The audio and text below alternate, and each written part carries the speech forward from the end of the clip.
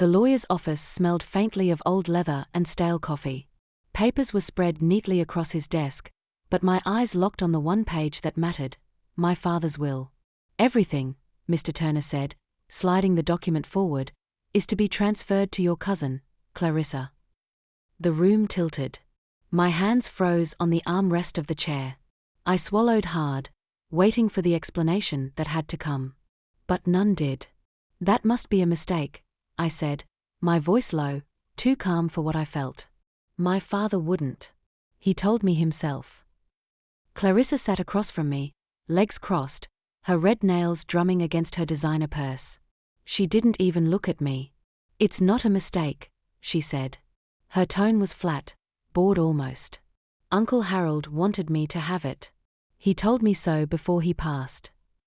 The words sliced. I remembered the hospital room, my father squeezing my hand, whispering, "Don't worry, Amaris. You'll be safe." Safe meant this house, this land, this security. Safe did not mean penniless. I leaned closer to the lawyer. "Show me where he signed." Mr. Turner hesitated, then flipped to the last page. My father's signature trailed in shaky ink, uneven. Something in my chest twisted. He had been too weak at that stage to even hold a pen straight. I looked at Clarissa. She smiled then, small, satisfied, like she had already won. Leaving the office, I felt my knees weaken on the courthouse steps. The papers clutched in my hand burned like proof of betrayal. My inheritance wasn't just money, it was the life I had been promised, stolen in broad daylight. That night, as I spread the will across my kitchen table, I stared at the shaky ink, the smug memory of Clarissa's face, and one thought consumed me. What if my father never signed this at all? I couldn't sleep that night. The will lay spread out on the kitchen table, its edges curling under the weight of my coffee mug.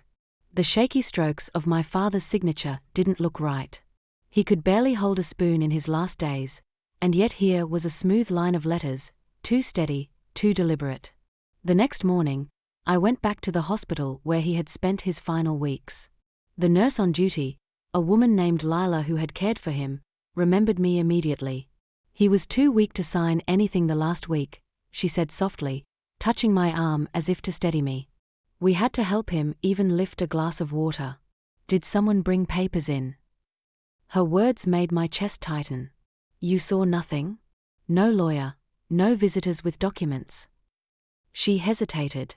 "Your cousin came once. She stayed longer than usual.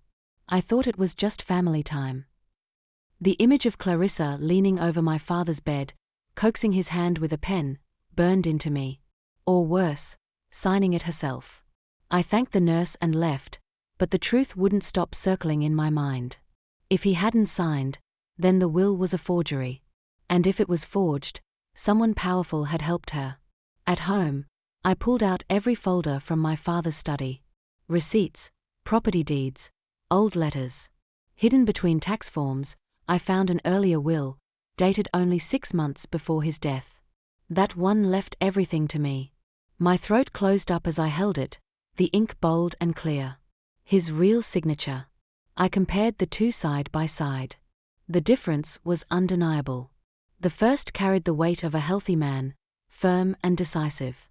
The second was shaky, hesitant, but almost too clean, like someone had tried to imitate weakness.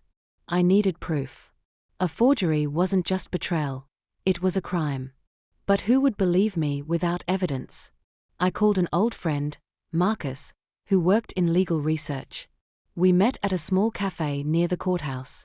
His eyes widened when I laid out both wills. "This doesn't add up," he murmured, tracing the signatures with his finger. "You should get a handwriting expert. If this is fake, Clarissa could go to prison." But Amaris, his gaze met mine, heavy with warning.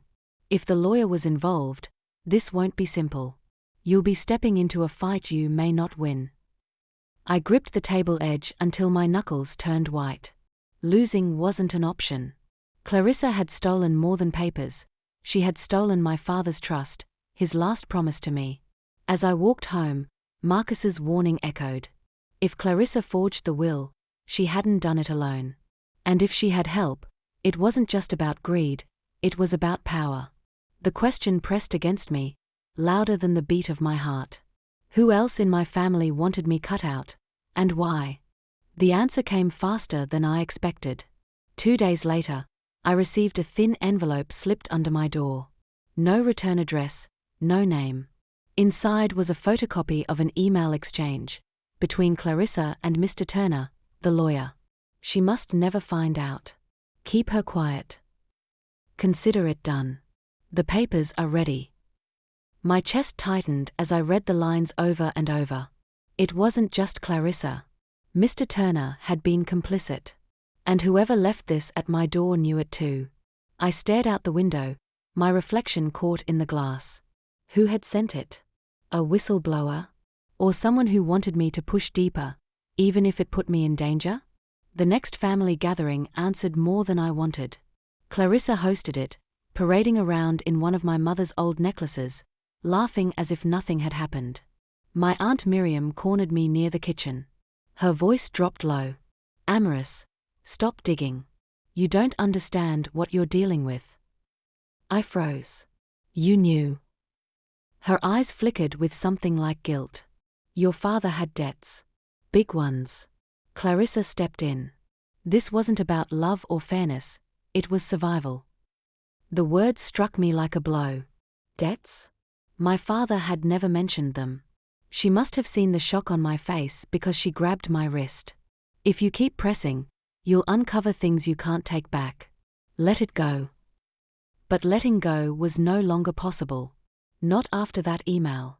Not after watching Clarissa smile in my mother's necklace as though she had inherited not just wealth but history. That night, I confronted Marcus with the new evidence. He leaned back, pinching the bridge of his nose. "If your father had debts, someone may have forced his hand. Clarissa might have been more than opportunistic, she could have been leveraged by whoever held those debts." I shook my head. "So it wasn't just her. It was orchestrated." He nodded grimly.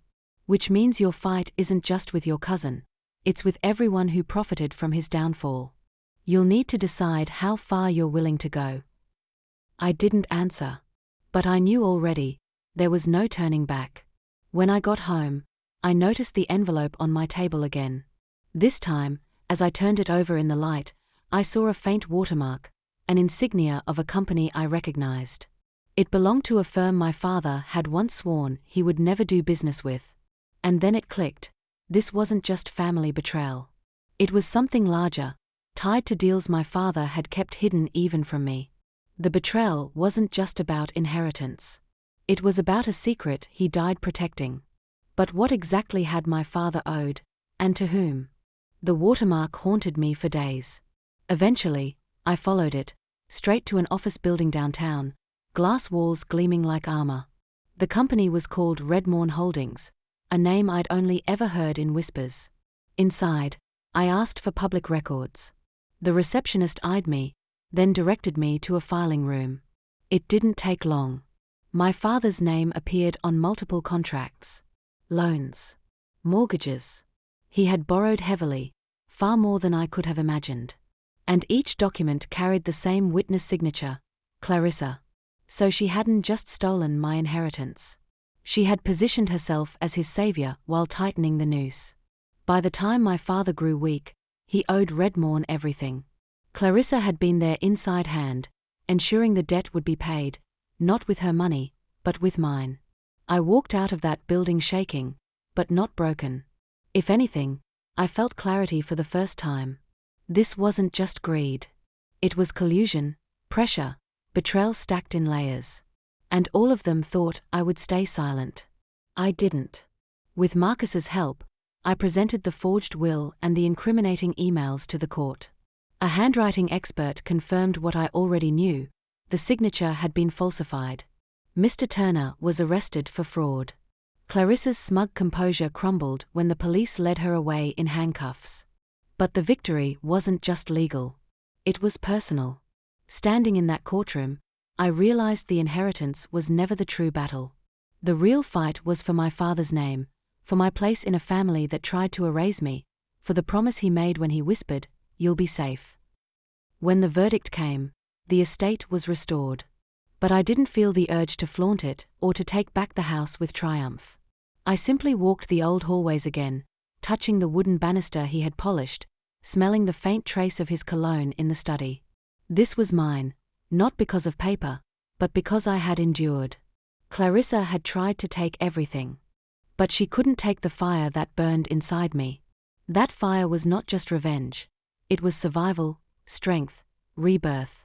I stood at the window that evening, watching the sun dip low, painting the walls in gold. My reflection stared back, steadier now. They thought betrayal would break me. But I was still here. And I was not afraid of what came next.